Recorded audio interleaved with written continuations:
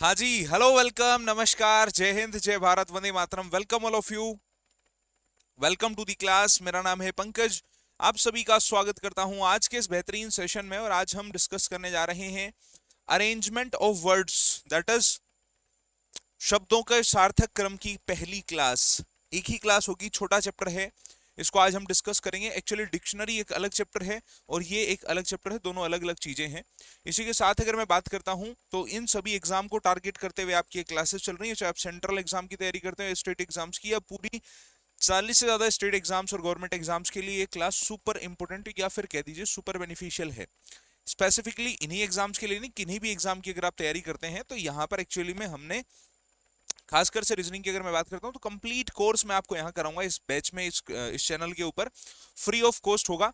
इसके बाद आपको कभी भी कॉन्सेप्ट को अलग से पढ़ने की आवश्यकता नहीं होगी। आराम से कॉन्सेप्ट पढ़िए, कवर करिए और उसके बाद में जो है चीजों को अच्छे से यूटिलाइज आप लोग कर सकते हैं।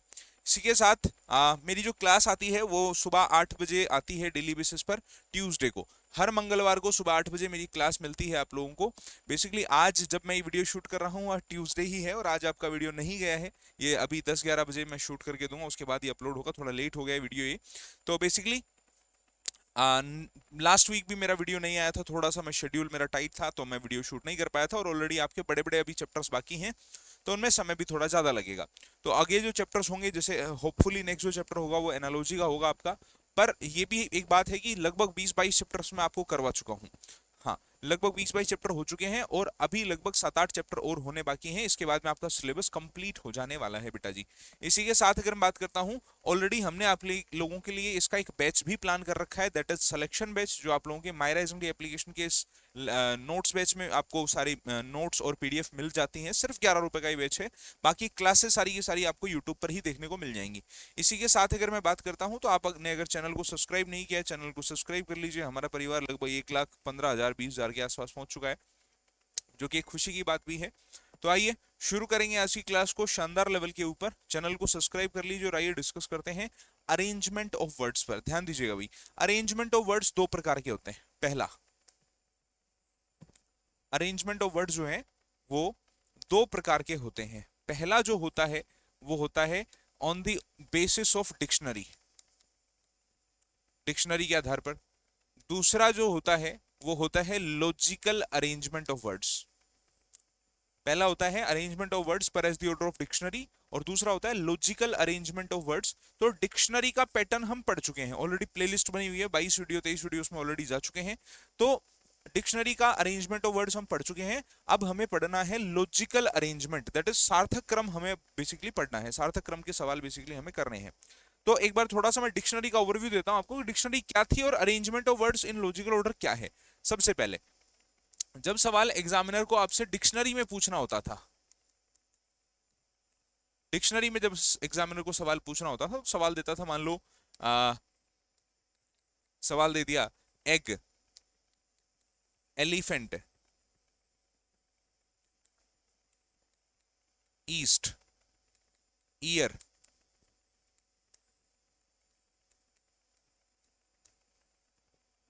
इनॉर्मस।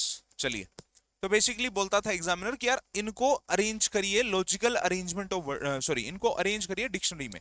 ध्यान देना, इनका हिंदी ट्रांसलेशन भी नहीं दिया जाता है, सिर्फ इंग्लिश ही लिखी होती है। और आपको क्योंकि इनको इंग्लिश डिक्शनरी के अंदर ही जचाना होता है, हिंदी की आवश्यकता भी नहीं होती। तो ये भी एक पहचानने का तरीका है। कई बार सवाल की अगर ट्रांसलेशन दे देता है, सवाल को अगर दूसरी लैंग्वेज में हिंदी में लिख करके दे देता है, तो समझ लीजिए सवाल जो है डिक्शनरी का नहीं है, वो लॉजिकल अरेंजमेंट ऑफ वर्ड्स का है। और सवाल की सिर्फ इंग्लिश के शब्द लिखे होते हैं, एग्जामिनर अगर इंग्लिश के शब्द लिख देता है तो समझ जाइए ये सवाल जो है वो लॉजिकल अरेंजमेंट ऑफ, सॉरी, सवाल अगर ओनली इंग्लिश में देता है तो डिक्शनरी सवाल है, अगर ट्रांसलेशन भी देता है तो समझ लीजिए लॉजिकल अरेंजमेंट ऑफ वर्ड्स का सवाल हो जाएगा।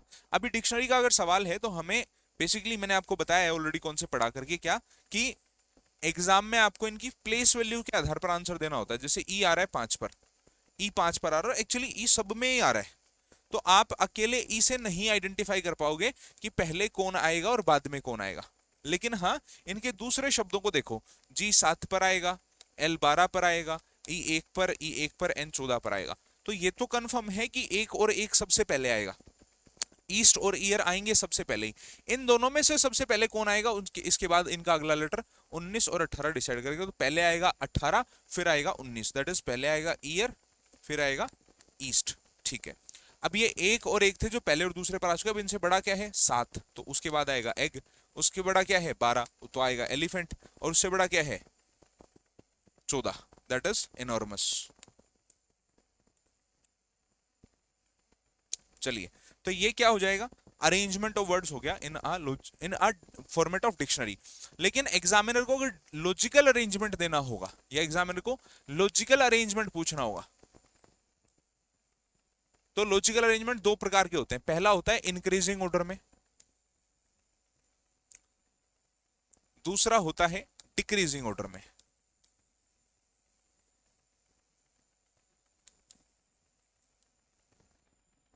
तो सवाल किस प्रकार से आता है लिखिएगा भाई। जैसे एग्जांपल के लिए एक सवाल मेरे को प्रीवियस ईयर याद आ रहा है, जैसे मान लीजिए दिया है mosquito, elephant, whale, lion, cat,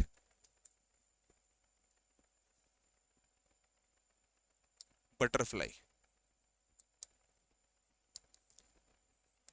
चलिए, और सवाल ने लिखा हुआ है, इसकी ट्रांसलेशन तो नहीं लिख रहा मैं, लेकिन हाँ एग्जामिनर ने दिया हुआ है दोनों लैंग्वेज में और बोला है कि लैंग्वेज बोलेगा, इसमें लैंग्वेज बोलेगा कि arrange the words per as the order of dictionary, दिए गए शब्दों को डिक्शनरी के आधार पर जचाओ, इसमें लैंग्वेज ही आएगी। और इसमें लैंग्वेज क्या आएगी, इसमें आएगी arrange the words per as the order, logical arrangement of words की सवालों को सार्थक क्रम में जचाओ। अब लॉजिकल अरेंजमेंट कई तरह से हो सकता है, महंगे से सस्ता, सस्ते से महंगा, छोटे से बड़ा, बड़े से छोटा, मोटे से पतला, पतले से मोटा, या और भी किसी से कोई बूढ़ा हो सकता है, किसी से कोई जो है लंबा छोटा नाटा, जैसा भी हो सकता है, सीनियर हो सकता है, जूनियर हो सकता है। तो आपको दो तरह के अरेंजमेंट देखने हैं, जैसा मैंने बताया, एक इंक्रीजिंग अरेंजमेंट, एक डिक्रीजिंग अरेंजमेंट। तो बेसिकली इंक्रीजिंग को ही ज्यादा हम फोकस करते हैं। तो इंक्रीजिंग साइज के आधार पर हम आंसर दे सकते हैं कि बटरफ्लाई साइज में इनमें सबसे छोटी है, बटरफ्लाई। बटरफ्लाई के बाद बड़ा क्या है कैट, उसके बाद बड़ा क्या है लोयन, उसके बाद क्या है वेल, एलिफेंट, और एलिफेंट से बड़ा क्या है, ये एसएससी का प्रीवियस ईयर क्वेश्चन है भाई, वेल। ठीक है, समझ में आया हाँ कि ना? हाँ भाई, तो लॉजिकल अरेंजमेंट समझ में आया। काफी सवाल बेसिकली इस पे मुझे डिस्कस करने हैं आपके साथ में, तो ये एक बार बताइए मेरे को कॉन्सेप्ट क्लियर हुआ कि नहीं हुआ, फिर आगे बढ़ते हैं। ठीक है, आओ कुछ सवाल देखते हैं भाई। अब एग्जाम में सवाल किस प्रकार से आता है, पहले तो लैंग्वेज पढ़ो। लैंग्वेज क्या कहती है, लैंग्वेज कहती है which one of the given response would be the meaningful order of the following, कि इनमें से कौन सा मीनिंगफुल ऑर्डर होगा, निम्नलिखित विकल्पों में से कौन सा विकल्प नीचे दिए गए शब्दों का सार्थक क्रम दर्शाता है। सार्थक मतलब लॉजिकल अरेंजमेंट दर्शाता है। ठीक है, अब सार्थक क्रम दो प्रकार का होता है, कम से अधिक या अधिक से कम। अब यहाँ पर एंगल दिया है, लाइन दी है, स्क्वायर दिया है, ट्राइंगल दिया है, तो नंबर ऑफ साइड्स के आधार पर हम आंसर निकाल सकते हैं। बड़े से छोटा है, छोटे से बड़ा, जनरली छोटे से बड़ा हम पहले चलते हैं, वो अगर आंसर मिल जाता है तो उसी को हम आंसर लगाते हैं। तो सवाल क्या कह रहा है, सबसे पहले ऑप्शन चेक करते हैं। ऑप्शन बेस्ड होते हैं भाई थोड़े से सवाल, आपको अगर कोई वर्ड्स में दिक्कत आए तो आप ऑप्शन से डील करो, जल्दी हो जाता है। चलिए, तो एंगल, एंगल से बड़ा होना चाहिए लाइन ना, छोटा दे दिया। ठीक है भाई, छोटा कर रहा होगा आगे, लेकिन आगे दे दिया ट्राइंगल बड़ा कर दिया भाई, दो साइड फिर एक साइड फिर तीन लाइन, गलत कर दिया, फॉर्मेट सही नहीं जचाया। तो एक से ज्यादा या कम आना चाहिए। तो एक बार हम देखते हैं, सबसे पहले आएगी लाइन, ए आएगा सबसे पहले, लाइन के बाद आया एंगल। भाई एक लाइन से एक लाइन बनती है, दो लाइनों से एक एंगल बनता है, तीन लाइनों से ट्राइंगल बनता है, चार लाइनों से स्क्वायर बनता है। बिल्कुल परफेक्ट है, option number C is definitely right answer for the question everybody. इसी को हम कहते हैं लॉजिकल अरेंजमेंट ऑफ वर्ड्स। बोलो बात पल्ले पड़ी कि नहीं पड़ी? हाँ भाई, अरे बात समझ में आई कि नहीं आई, क्लियर है? नेक्स्ट पर चलिए, आइए अगला सवाल। अगले सवाल को देखते हैं, जरा देखिएगा भाई।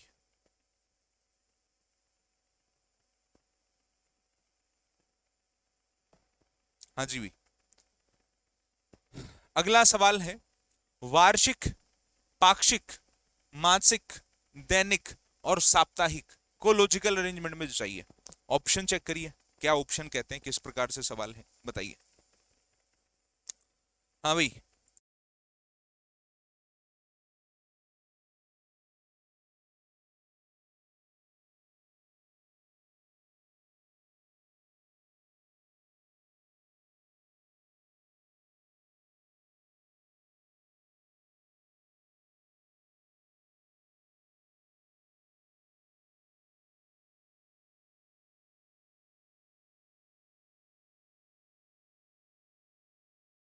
ओके, देखते हैं जरा सवाल को। अगर आप देखोगे तो सबसे पहले सवाल कह रहा है भाई साप्ताहिक। साप्ताहिक बीच का सा शब्द ले लिया इसने, साप्ताहिक गलत होगा। साप्ताहिक के बाद में सप्ताह मतलब 7 दिन, फोरनाइट मतलब 15 दिन, 15 दिन के बाद ये हो गया मंथली। डेली मिस कर दिया ना इसने, मंथली, मंथली के बाद डेली पे आ गया। अरे ज्यादा ही बाद कम पे कैसे आता है, ज्यादा ज्यादा जा रहा है फिर कम कैसे होगा, गलत हो गया। ठीक है, सबसे पहले पखवाड़ा गलत है, 15 दिन कैसे आ जाएगा। सबसे पहले डेली आना चाहिए। देखो सबसे पहले डेली मतलब 1 दिन, उसके बाद में वीकली यानी कि 7 दिन, उसके बाद में फोरनाइट यानी कि 15 दिन पखवाड़ा, उसके बाद में मंथली यानी कि 30 दिन 31 दिन, और उसके बाद में ईयरली दैट इज 365 दिन। तो साहब ये लो, option number B is definitely right answer for the logical arrangement of these words. Clear है, हाँ कि ना। आ जाओ अगला सवाल।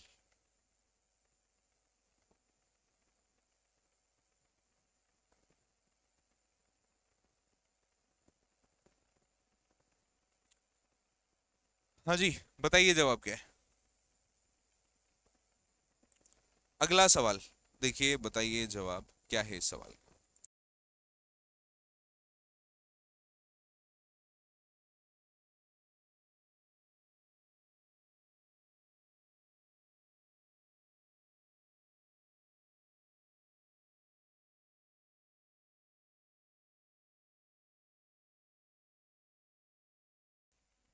हम्म, कर लिया।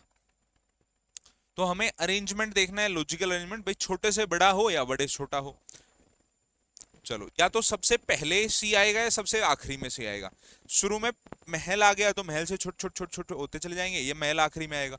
सी शुरू में आना चाहिए, आखिरी में आना चाहिए। बीच में महल का क्या लॉजिक है, ना तो महल सबसे छोटा है और या तो सबसे बड़ा है, या सबसे बड़ा ही है तो या तो शुरुआत सी से होगी या अंत सी से होगा। चलो यहाँ ठीक है, आओ। सबसे पहले घर, घर से छोटी कुटिया से बड़ा बंगला, छोटा कर दिया फिर बड़ा कर दिया, गलत हो गया। चलो, सबसे पहले कुटिया, कुटिया से बड़ा घर, घर से बड़ा बंगला और बंगले से बड़ा महल, बिल्कुल ठीक है भाई। Option number D is correct answer for the question everybody. Clear है भाई, यस सर। अगले सवाल पर आ जाइए, बताइए जवाब क्या है।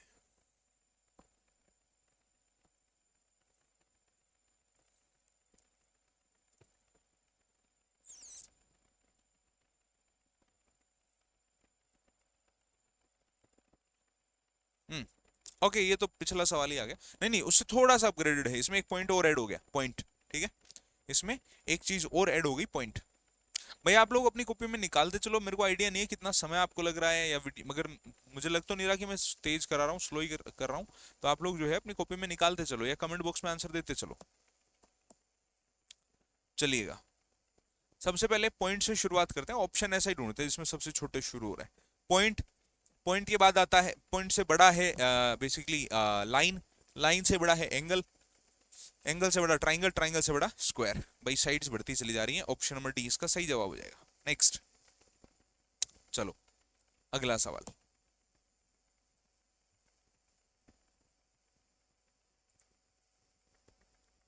What is the answer of this question everyone.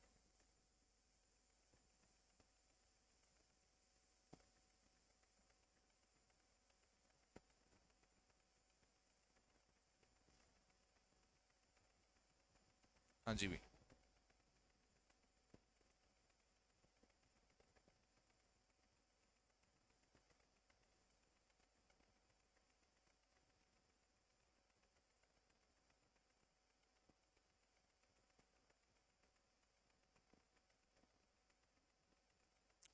देखिए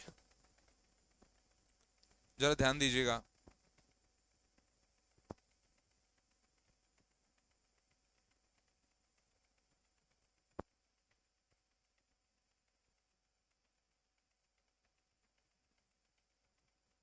देखो सबसे पहले क्या हुआ भाई, शब्दों से क्या पता चल पा रहा है, शब्दों से पता चल पा रहा है कि प्लाऊ, खाद डाला, हल जोता, बोआ, हार्वेस्ट किया, पानी दिया। ध्यान दीजिए,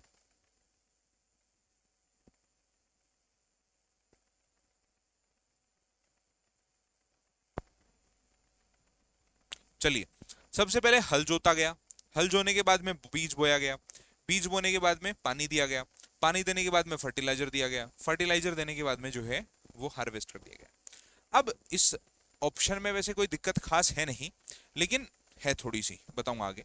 चलो, बीज बोया गया, फिर जो है फर्टिलाइजर दिया गया, फिर हार्वेस्ट कर लिया गया, फिर हल जोता गया। गलत है। बीज बोया गया, हल जोता गया, ठीक है, उसके बाद फर्टिलाइजर दिया गया, उसके बाद पानी दिया गया, उसके बाद में हार्वेस्ट किया गया। चलो, अब एक्चुअली में काफी सारे बच्चों को ऑप्शन नंबर बी सही ए सही लग सकता है। ठीक है, आप लोगों ने, उम्मीद करता हूं, ऑप्शन नंबर ए के ऊपर काफी सोचा होगा कि यार हाँ, ये आंसर सही होना चाहिए। लेकिन ध्यान दीजिएगा, आपको मैं बताता हूँ आज की जो मॉडर्न टेक्नोलॉजी है उसमें क्या हो गया है, हल जोतना और बीज बोना एक साथ हो गया है। ट्रैक्टर चलेगा और उसमें से हल जुतता चला जाएगा और बीज एक साथ डलता चला जाएगा, तो दोनों प्रोसेस एक साथ हो गई हैं। लेकिन थोड़ा सा अगर अपन पीछे जाएं, एंशिएंट में जाएं, तो पहले ऐसा नहीं होता था। हल, अच्छा, अभी थोड़ा पीछे अगर मैं जाऊंगा तो जब बैल से हल जोतते थे, तो जो हल होता था उसके अंदर बेसिकली बीज डाला जाता था। जो काम प्रोसेस आजकल ट्रैक्टर में हो रहा है ना, वही होता था कि हल के अंदर एक नलका सा लगा होता था, पीछे की तरफ एक लोहे का सा, उसके अंदर बस बीज डालते जाओ, चलता जाएगा, हल चलता जाएगा, एक हल को बस चलाता जाता है किसान। लेकिन उससे और थोड़ा पीछे जाओ तो पहले खेत में बीज छिड़का जाता था, और क्योंकि पहले वो बीज डालने वाला प्रोसेस तो था नहीं, पहले खेत में बीज डाला जाता था, फिर हल जोता जाता था। तो बेसिकली पहले बुआई होती थी, फिर जुताई होती थी, पहले बिखेरा जाता था मतलब बीज। तो अब दिक्कत क्या है सर, ऑप्शन नंबर ए लगा क्यों नहीं पा रहे फिर आप? लगा इसलिए नहीं पा रहा क्योंकि अगर आपने ध्यान से सोचा होगा, दिमाग में थोड़ा भी लगाया होगा, तो फर्टिलाइजर पानी देने से पहले डाले जाते हैं, पानी देने के बाद नहीं। आपने देखा भी होगा, अगर अपन खाद में, खेत में यूरिया वगैरह छिड़कते हैं, तो बेसिकली जो होता है वो खाद तब डाला जाता है जब पानी आप लोग देने वाले होते हैं, पानी देने से पहले डाला जाता है, या फिर सुबह के समय डाला जाता है, ताकि खेत के अंदर नमी होगी तो नमी जो है वो खाद को सोख लेगी। तो बेसिकली पानी जनरली होता ऐसा है कि पहले खाद डालते हैं ताकि बाद में पानी जो है उसको मिला दे पूरा पूरा। अगर खाद डालने के बाद में पानी नहीं आता है खेत में तो फसल जल जाती है। तो यही दिक्कत थी इस ऑप्शन में। क्या दिक्कत थी कि साहब ये कह रहा था पहले पानी डालो फिर फर्टिलाइजर डालो, तो ये तो हो गया गलत। ठीक है, और वो दूसरी बात से मैंने आपको संतुष्ट कर ही दिया कि पहले बुआई और फिर जो है जुताई क्यों होती है, क्योंकि पहले ऐसा ही होता था, आजकल बुआई और जुताई एक साथ होने लग गई है। तो ये गड़बड़ थी इसमें, देखोगे तो पानी पहले दे दिया गया, ये वैसे गलत है। तो ऑप्शन नंबर ए नहीं होगा, इसका बी आंसर करेक्ट होगा। अच्छा सवाल था। नेक्स्ट, अगला सवाल ध्यान दीजिएगा भाई। अगला सवाल बताइए जवाब क्या है इस सवाल का।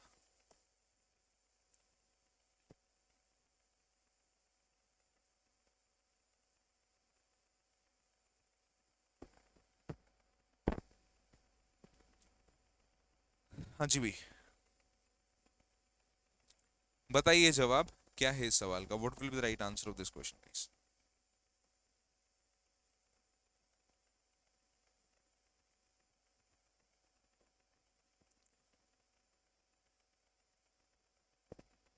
हाँ जी, लाइफ साइकिल के बारे में बात कर लें। खेत, खेत में आया अनाज, अनाज को खाया चूहे ने, चूहे को खाया सांप ने, और सांप को खा गया गरुड़, ईगल। ऑप्शन नंबर ए बिल्कुल ठीक है भाई। खेत में अनाज, अनाज को खाया चूहा, चूहे को खाया सांप, सांप को खा गया ईगल। ऑप्शन नंबर ए बिल्कुल करेक्ट आंसर है। नेक्स्ट पर आ जाओ, अगला सवाल। चले, आ जाओ, ध्यान दीजिएगा। चलिए भाई,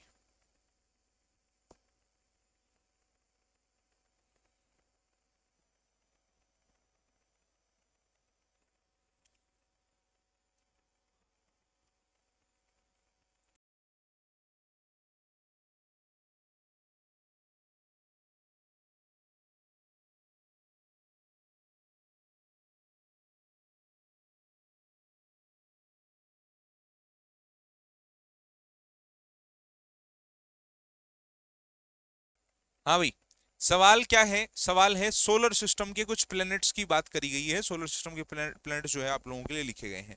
अब इन प्लैनेट्स के ऊपर बेसिकली आप लोगों को असेंडिंग या डिसेंडिंग ऑर्डर लगाना है, बढ़ता हुआ या घटता हुआ क्रम लगाना है बेसिकली। लगाइए, बताइए जवाब क्या है। हाँ जी भाई, प्लैनेट्स के नाम दिए हैं, प्लैनेट्स के अंदर असेंडिंग या डिसेंडिंग ऑर्डर लगाना है।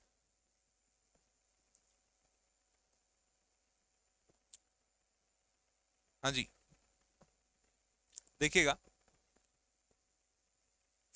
सन के से दूर की तरफ चलते हैं, सन से दूर की तरफ चलते हैं तो मरकरी, ठीक है, मरकरी के बाद अर्थ, कोई बात नहीं, अर्थ के बाद वीनस, अरे पहले वीनस आएगा, गलत है, 4 1 2 चाहिए अपने को, ठीक है, इन दोनों में देख लो, ये पहले कौन आएगा बाद में कौन आएगा, अर्थ से दूर जाते हुए, 5 पर जुपिटर और 3 पर है मार्स, तो पहले मार्स आ जाता है बाद में आता है जुपिटर, तो लो भाई ऑप्शन नंबर सी सही हो गया।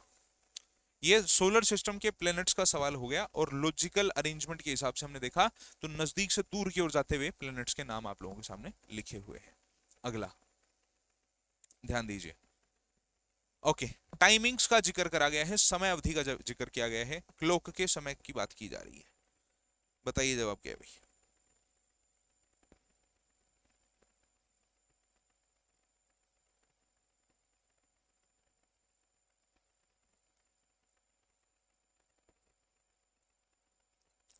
हाँ जी भाई साहब, बताइए जवाब क्या है इस सवाल का। 6:40 AM की बात हो रही है, 17 ये 19 बजने का मतलब है 7:30, इवनिंग की बात हो रही है, PM की बात हो रही है, तो वैसे ही बढ़ते वे में ले लो यार, कोई दिक्कत ही नहीं है। 6 बजेंगे पहले, उसके बाद 13 बजेंगे, उसके बाद 19 बजेंगे, उसके बाद 20 बजेंगे, ऐसे ले लो, डायरेक्ट AM PM करो ही मत। चलो, ACBD आएगा, ACBD ऑप्शन नंबर डी में है, तो समय अंतराल की बात कर रहा है, बढ़ते हुए क्रम में बात कर रहा है, ऑप्शन नंबर डी सही हो जाएगा। नेक्स्ट अगला सवाल, ध्यान दीजिए भाई,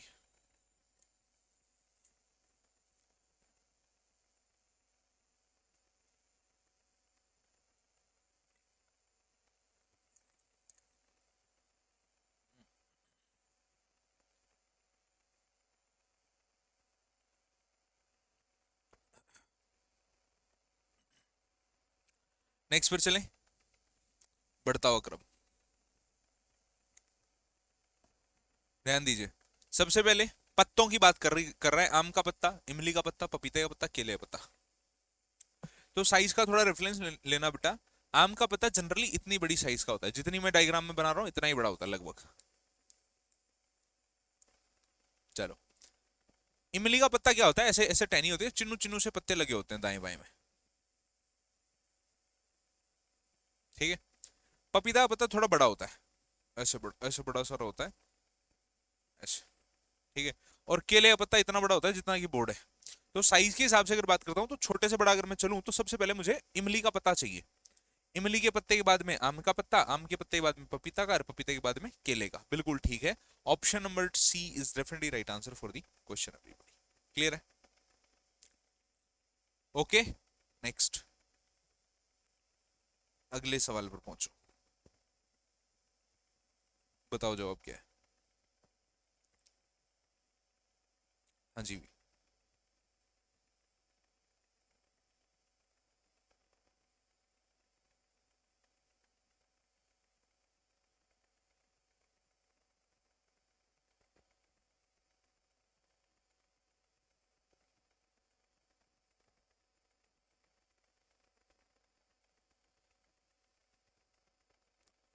हाँ जी भाई, पदार्थ, परमाणु, अणु और प्रोटॉन। चलिए, again logical arrangement of words का सवाल है, बढ़ते हुए क्रम में आपको जो जाना है, लॉजिकल अरेंजमेंट ऑफ वर्ड्स का सवाल है। हाँ जी भाई, सबसे पहले सबसे छोटी यूनिट की बात कर लेते हैं, प्रोटॉन सबसे छोटा है, प्रोटॉन न्यूट्रॉन इलेक्ट्रॉन एटम के अंदर होते हैं बेसिकली, उसके बड़ा है एटम, एटम से मिलके बनता है मॉलिक्यूल, और मॉलिक्यूल से बनके मिलता है सब्सटेंस। तो इस ब्रह्मांड में जो भी चीज है वो परमाणु, मतलब कि इलेक्ट्रॉन न्यूट्रॉन प्रोटॉन से मिलकर के जो है एटम से मिलकर के मॉलिक्यूल से मिलकर के सब्सटेंस के रूप में बनती है, इस ब्रह्मांड में जो भी चीज है।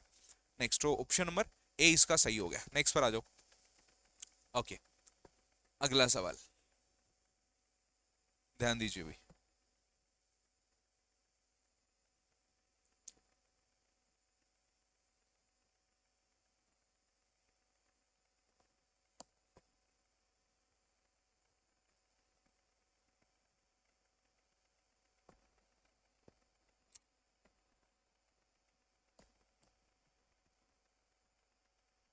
हाँ जी, बताइए जवाब क्या है इस सवाल का। परिवार, समुदाय, सदस्य, इलाका, कंट्री। बढ़ते हुए क्रम में जो चाहिए, बताइए जवाब क्या होगा।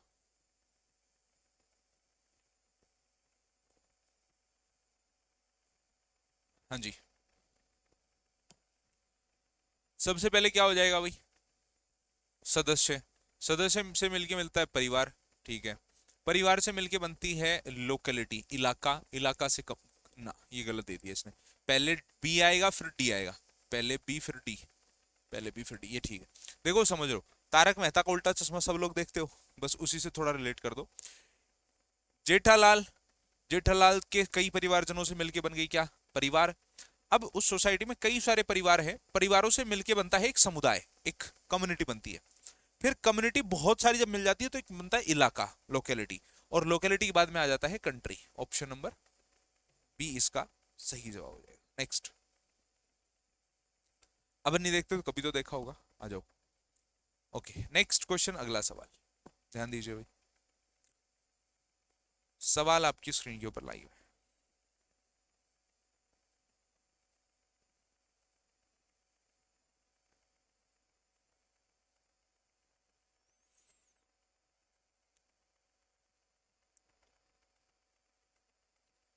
हाँ जी भाई।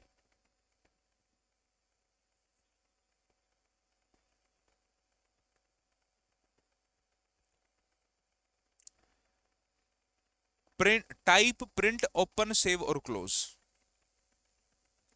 Type, print, open, save and close.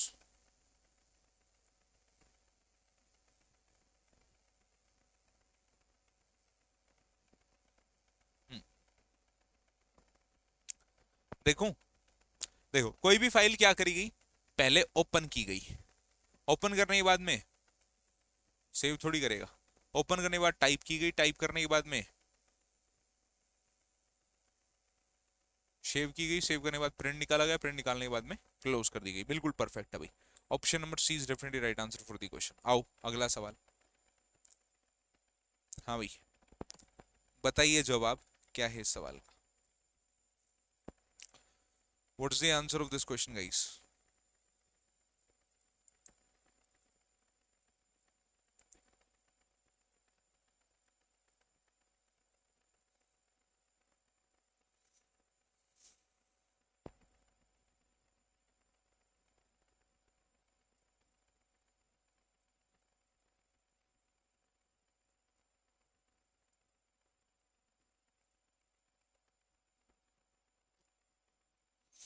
आइए,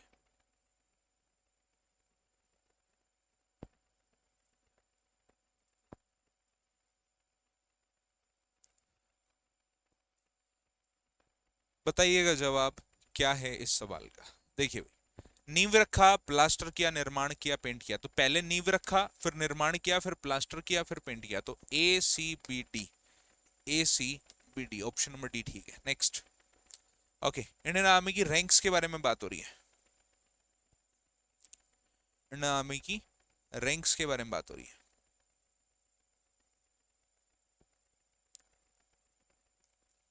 इंक्रीजिंग या डिक्रीजिंग, कोई सा भी ऑर्डर मिल सकता है भाई।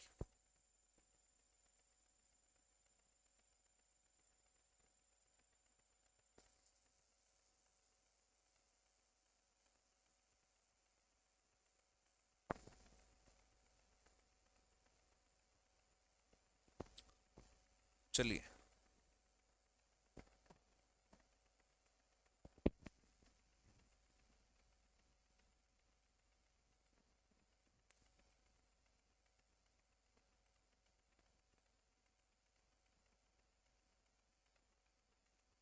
आइए देखिएगा। देखो भाई, अगर सबसे बड़ी रैंक की बात करूं तो इसमें लेफ्टिनेंट जनरल है, और सबसे छोटी रैंक की बात करूं तो इसमें कैप्टन है। ठीक है, या तो शुरुआत में ई होना चाहिए, बी होना चाहिए। सबसे छोटी रैंक बी है, तो बी तो है नहीं, बी नहीं है, बी नहीं है। सबसे बड़ी रैंक दी गई है यहाँ पे लेफ्टिनेंट जनरल की। तो लेफ्टिनेंट जनरल से होते हैं छोटे ब्रिगेडियर, ब्रिगेडियर से छोटे हैं कर्नल, कर्नल से छोटे हैं मेजर, मेजर से छोटे हैं कैप्टन। तो ऑफिसर रैंक्स में लेफ्टिनेंट की रैंक सबसे छोटी है, उसके बाद लेफ्टिनेंट इसमें है नहीं, पर लेफ्टिनेंट के बाद बनते हैं कर्नल, कर्नल के बाद मेजर, मेजर के बाद में ब्रिगेडियर एंड सो ऑन। चलिए, कर्नल फिर ब्रिगेडियर फिर सो ऑन। लेफ्टिनेंट कर्नल बनते हैं पहले, फिर कर्नल बनते हैं, लेफ्टिनेंट ब्रिगेडियर बनते हैं, फिर ब्रिगेडियर बनते हैं, फिर कई सारी रैंक्स हैं बीच में। नेक्स्ट, अगला सवाल, बताइए जवाब।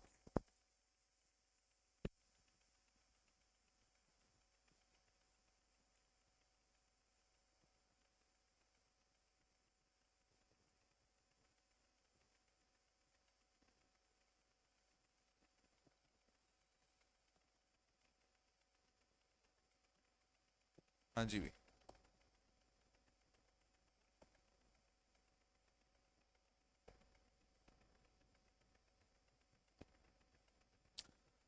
जन्म, मृत्यु, बाल्यावस्था, बचपन और किशोरावस्था, द्रोणावस्था और ओल्ड एज। चलो भाई, मृत्यु सबसे आखिरी में आएगी, ऐसा हम मान सकते हैं भाई, बड़े बढ़ते हुए क्रम में लिया जाए तो। ठीक है, ए और डी को कम। देखो, पहले बर्थ हुआ, ठीक है, बर्थ होने के बाद में आप जो है अपने बचपन में आए, बाल्यावस्था में आए, शिशु बने आप, शिशु बनने के बाद में बाल्यावस्था आई, ठीक है, ओके। उसके बाद में पहले आप अडल्ट हो जाओगे या पहले अडल्ट में आओगे, किशोरावस्था में आओगे, कि भाई पहले होगा ई फिर होगा एफ, पहले होगा ई फिर होगा एफ। ऑप्शन नंबर बी सही है, पहले आप टीन एज में आओगे, उसके बाद आप अडल्ट बन जाओगे, राइट। नेक्स्ट, अगला सवाल।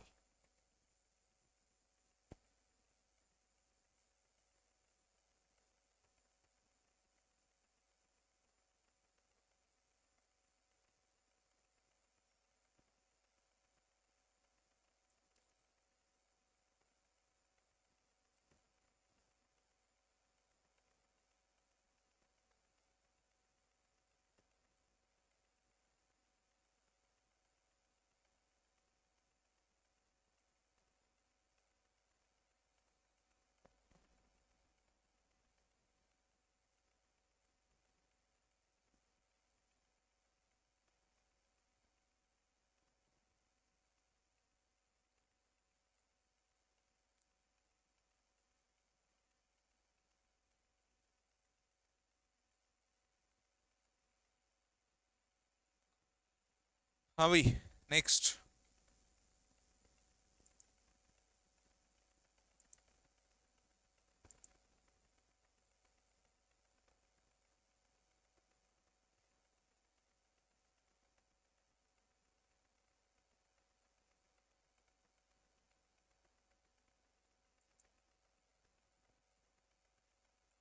देखिएगा, सबसे पहले मेजर किया गया, मेजर करने के बाद में कट, चौक के मार्क किए गए, कट लगाया गया, सीला गया और पहन लिया गया, पुट ऑन, पहना गया। ऑप्शन नंबर ए ठीक है। नेक्स्ट, शरीर के अंगों की बात कर रहा है, या तो ऊपर से नीचे चलेगा या नीचे से ऊपर चलेगा, करो बताओ जवाब क्या होगा। या तो ऊपर से नीचे या नीचे से ऊपर, आंसर दीजिए भाई।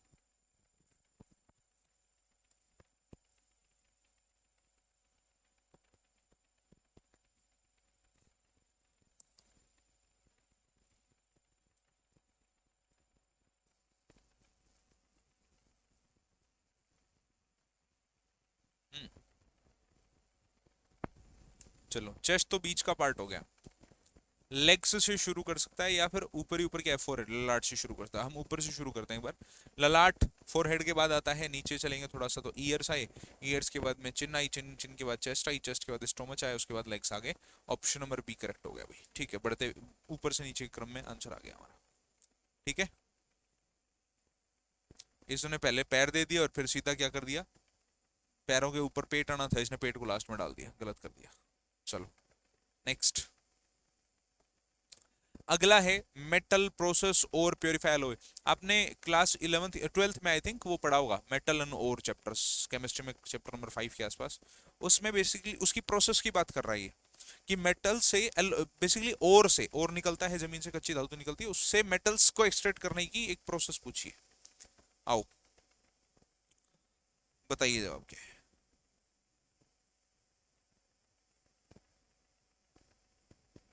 हाँ भाई, तो सबसे पहले जमीन से और निकलता है, कच्ची धातु निकलती है। अब ये कह रहा है पहले मेटल निकल जाएगा, पहले मेटल निकल जाएगा, पहले प्रोसेस के आगे चलो। और निकली, और निकलने के बाद में उसका प्रोसेस हुआ, प्रोसेस होने के बाद में उसकी उसकी प्योरिफिकेशन करा गया, फिर मेटल निकला और एलॉय को अलग डाल दिया। तो ऑप्शन नंबर बी सही हो जाएगा। अलॉय मतलब मेटल के बाद जो भी एक्सट्रैक्ट बच गए उसको अपन अलॉय कहते हैं। मिक्स धातु जो भी हो बच गई उनको फेंक दो। फेंक दो मतलब प्रोसेसिंग के लिए दूसरे में अगर हो पाए तो भेजो। नेक्स्ट, अगला देखिए भाई।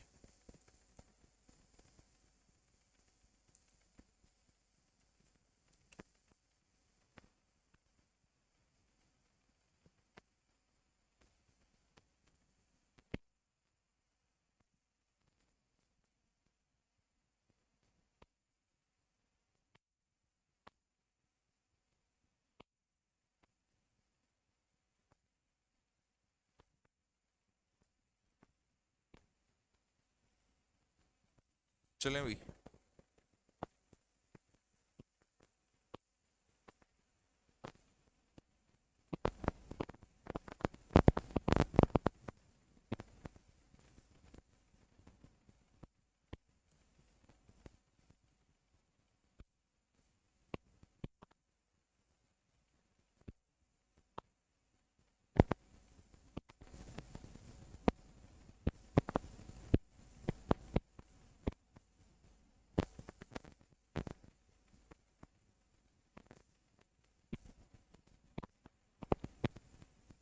हाँ भाई, बेसिकली सबसे पहले लकड़ी, लकड़ी से बनता है, लकड़ी जाती है कारखाने में, कारखाने में पेपर बनता है, पेपर बनने के बाद में प्रिंट होता है, प्रिंट बनने के बाद बुक हो जाती है। पहले प्रिंट बन निकलता है भाई, बाद में बुक बनती है, ध्यान रखना। नेक्स्ट आइए, बताइए जवाब क्या है इस सवाल का। What will be the right answer of this question please.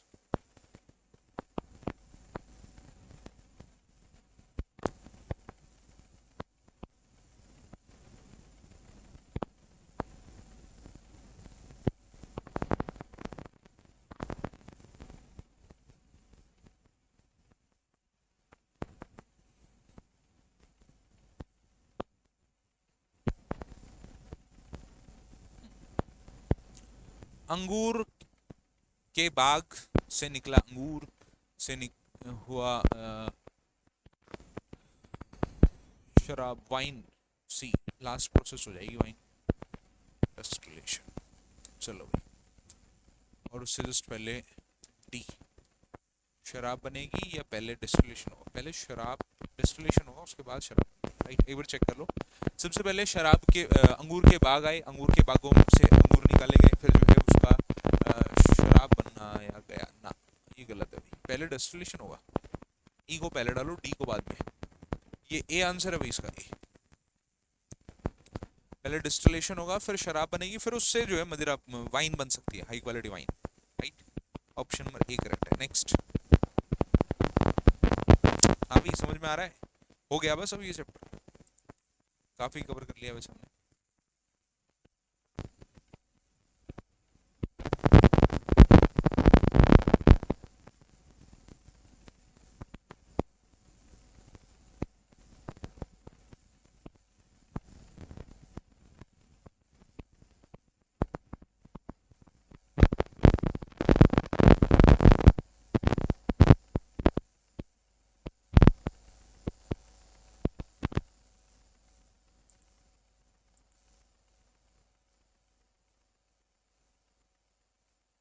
चलिए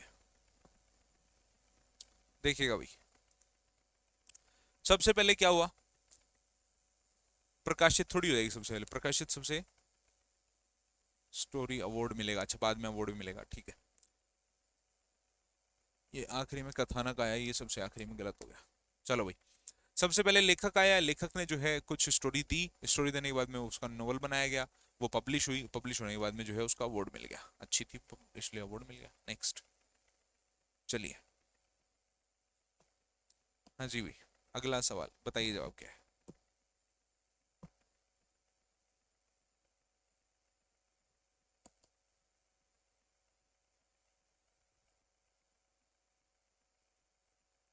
नुस्खा, पकाना, परोसना, खाना, इंग्रेडिएंट्स।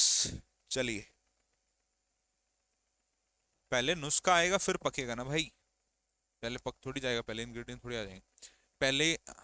अच्छा, इंग्रेडिएंट्स आ सकते हैं पहले, बाद में डालेंगे ना। चलो, पहले आर्ट, आर्ट से के बाद सारे नुस्खे कलेक्ट किए, उसके बाद में कुक किया, उसके बाद में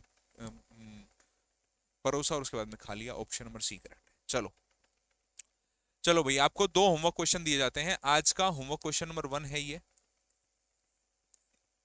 अभी के अभी ऑफलाइन चैट सेक्शन में आंसर दो।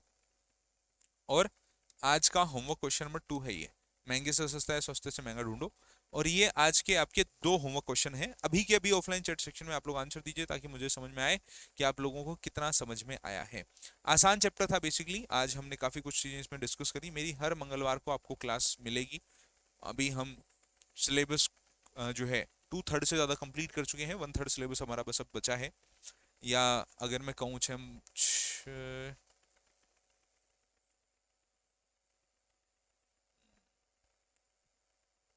1/3 1/4 हो चुका, 1/4 ही बचा है। सिलेबस एक्चुअली कम ही बचा है अपना, कुछ बड़े चैप्टर्स बचे हैं, उनमें थोड़ा समय भी लगेगा रिकॉर्ड करने में। तो ये बेसिकली अभी आप लोगों को ये सारे सवाल जो है आप लोगों को इस सिलेक्शन बैच में देखने को मिल रहे हैं। इसको ज्वाइन करके आप अपनी तैयारी को आगे बढ़ा सकते हैं। कोई दिक्कत हो तो आप इन नंबर्स पर संपर्क साध सकते हैं। और होपफुली आज का सेशन आपको पसंद आया होगा। क्लास कैसी लगी कमेंट बॉक्स में बताइएगा जरूर। और आज के लिए इतना ही, मिलूंगा आपसे अगली क्लास में। तब तक के लिए stay tuned with the classes. Bye bye guys, take care, love you all. जय हिंद, जय भारत, वंदे मातरम। बाय, नेक्स्ट क्लास मिलते हैं। अगला चैप्टर होपफुली मैं एनालॉजी रिकॉर्ड करने जा रहा हूँ, और अभी रिसेंट में ही शूट बड़ा चैप्टर है। फिर नेक्स्ट ट्यूसडे आपको वीडियो मिल जाएगा। ठीक है, चलो bye guys, take care, love you, जय हिंद, जय भारत, वंदे मातरम।